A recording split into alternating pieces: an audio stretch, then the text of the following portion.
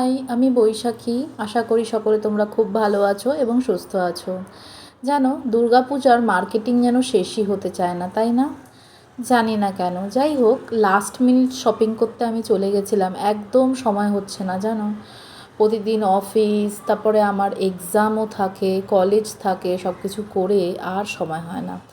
হাজব্যান্ডেরও তো অফিস থাকে, তার সময় হলেই যে আমার হবে সেটা তো সম্ভব না, তার জন্য আমাকে অপেক্ষা করতে হবে।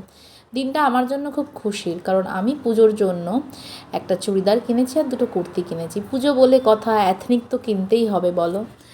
তো আমার জন্য হয়তো খুব খুশির, বাট আজকে একটা জিনিস আমি ফেস করলাম, সেটা হচ্ছে আমার হাজব্যান্ডের জন্য কিন্তু তো খুশির নয়, কারণ সে আমাকে নিয়ে এসেছে যে চলো তোমাকে পুজোর জামা কিনে দেবো বা পুজোতে নতুন কিছু পরার জন্য কিনে দেবো, কারণ সে জানে আমার কাছে এত একটা অ্যাথনিক বা চুড়িদার কুর্তি নেই, যেগুলো আছে ওগুলো পুরনো হয়ে গেছে। বাট তার কিন্তু নিজস্ব কোনো চাহিদা নেই, জানি না কেন।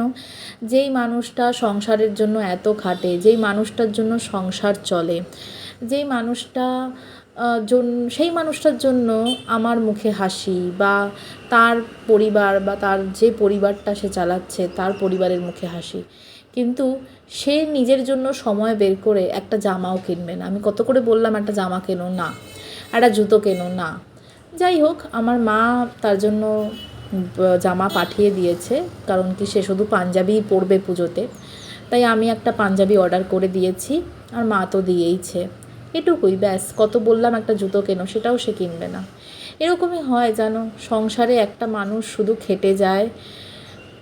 সপ্তাহে 7টা দিন, মাসে 30টা দিন তারা ঘুম চোখ খুলে অফিস চলে যায়, ঘরে এসে খাবে, আবার কাজ করবে, অফিস করবে, ব্যাস। কিন্তু তারা কোনো দিনও নিজের জন্য সময় বের করে 4টে জামা কিনবে না, তারা কোনো দিনও নিজের জন্য সময় বের করে দামি ঘড়ি কিনবে না।